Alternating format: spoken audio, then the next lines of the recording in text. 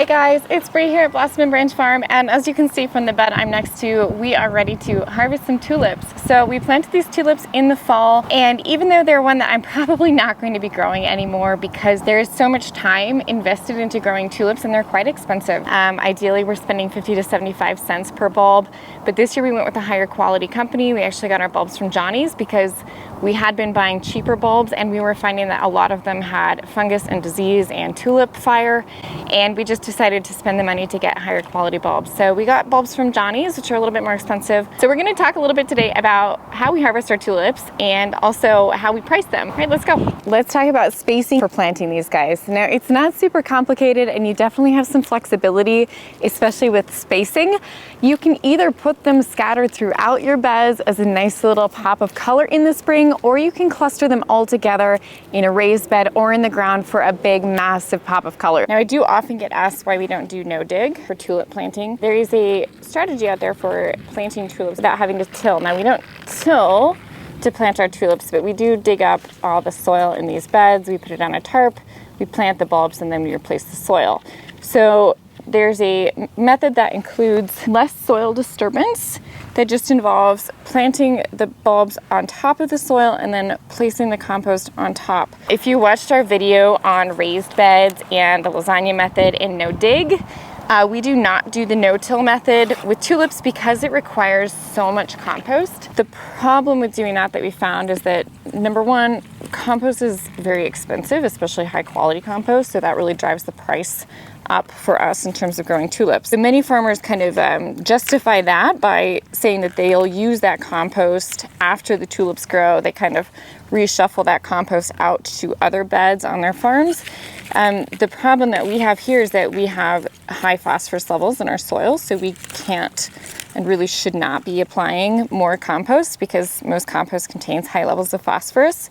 So if we go over applying phosphorus in our beds, it can create a lot of issues soil health wise and also ecologically. We really don't apply compost anymore. We rely more on cover cropping to amend our soil. Something to consider if you're considering no dig planting of tulips is make sure that you're testing your soil and making sure your phosphorus levels aren't too high. It's very hard to know whether your compost has been contaminated with something like biosolids, human waste, which contains PFAS, forever chemicals, or whether you have a lot of manure in that compost, which can lead to high salt and phosphorus levels in the garden, which is really hard to fix. So you can see in this bed, we actually have a few different varieties of tulips. Now, I was anticipating having a different situation this spring, so I didn't think I was going to be harvesting that many. So I should have planted all the same tulip in one bed, but I didn't do that. Instead, I have 4 different types in this bed, and you can see I planted them according to height. So here in the back are our tallest and earliest bloomers. If I had planted these on the opposite side, they'd be shading these out. The other thing I've done is you can see I've spaced them very tightly. And we space them tightly, number one, to help prevent weeds, and also because you can. With tulips, you don't have to follow a 6-inch spacing like they recommend on the package. That's really more for perennializing bulbs, and tulips do not perennialize, definitely not in my zone. Now, in their ideal growing climate, they may perennialize. They prefer to have cold, moist winters and dry, hot summers. We don't perennialize them because we just don't have enough space to dedicate one area to just tulips and let that bed dry out over summer. Instead, what I do is I reuse the area that I grew the tulips in, and if I were to plant over this, they would get too much water over the summer and they wouldn't bloom the next year. Some of these fancier tulips also just don't bloom the second year anyway. They don't really perennialize. It's just not what they do. They'll only bloom really well for 1 year. So when we're harvesting, we pull them up by the bulb, and we pull up the whole bulb again because they don't really perennialize. Now, if you were growing a variety that does perennialize, and one of them is the Darwin varieties, those ones may have better luck perennializing and reblooming every year, but I'm going to show you how we harvest ours. What I look for is this. It's called crack stage. This is right when the flowers are starting to show some color. So these are actually a light yellow variety, and so you can see that we're starting to get some yellow coming in.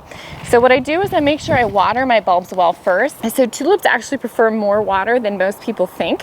So we do make sure we are watering these once they start coming up, especially for having a dry spring.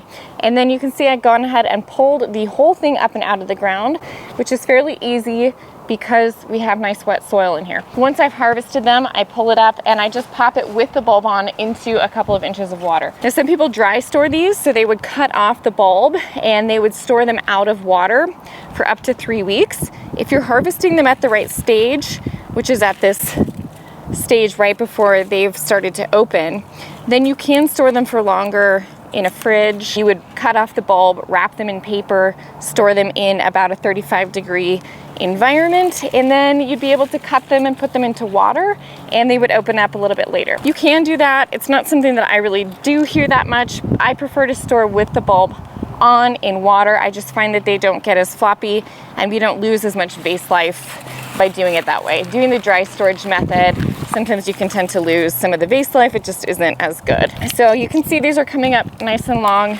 out of the ground. Now winter chill hours are required for tulips. So if you want to have good tulips, you need to have usually at least 12 to 16 weeks of below freezing temperatures. And that can be tricky. Even in my zone, I'm zone 5, 6. And this year we happened to have a cold winter and they did pretty well. But last year we had a very warm winter and they really didn't get the chill hours that they needed. They were short. Lots of them didn't bloom. And then we also had that tulip fire fungus last year. So last year was a major fail, but it's funny when you're growing cut flowers because you have to order all of these bulbs so far in advance. We ordered these actually back in February of last year, so over a year ago, which makes it really difficult to plant. During harvest season, we usually harvest 2 or 3 times a day because they will very quickly color up. And this is more of a time-intensive harvest because I'm having to be careful as I pull out the bulbs that I don't break them. When we're talking about cost, that's important because it's a little bit more expensive to harvest this way. Harvesting and then cleaning, because I'm going to have to cut all these bulbs off before I put these into bouquets, which is going to be the next step.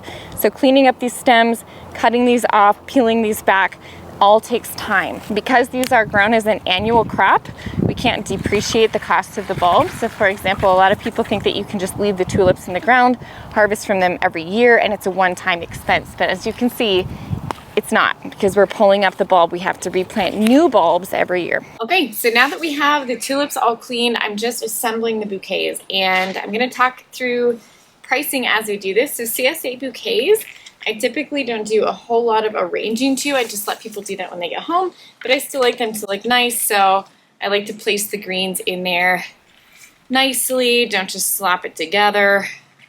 So I'm doing 12 tulips in each bouquet. So I'm charging around $35 for each bouquet. And the way that that math works out is that I try to charge at least 3 times my cost. So even though my cost to grow is around $1, I also have to account for my labor hours. I have to account for things like insurance, costs on maintenance and equipment, marketing, running the business. There's just so many more things that go into it than just the flower. So our markup is standard around 3 times, at least for retail. For weddings, it's more because we're doing more time that's going into the arranging piece of it. Heavy duty cutter, and then I'm gonna wrap in paper.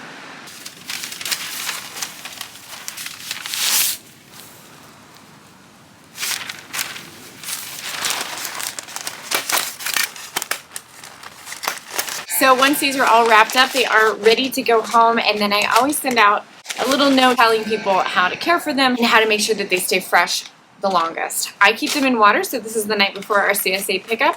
So I'm gonna go ahead and put these back into water and into the cooler overnight, so they're gonna be super fresh. I've just found that people really like to come to the farm for CSA pickup. People really love to come and see the sheep. They love to walk around. They love to chat and have community around their CSA. And that's part of the value of doing a CSA. Obviously also supporting American grown, and these are much fresher than the tulips that you'll get that are usually imported from the Netherlands. So these are going to last a lot longer. So I hope you enjoyed this little glimpse into making CSA bouquets with me. I hope that it encourages you to find a flower farmer close to you and support them with a community-supported agriculture bouquet subscription. If you like this video, please like and subscribe. We really appreciate that. And if you have something else you want to know about or you want to see, let me know below. Thanks guys. See you next time at the farm.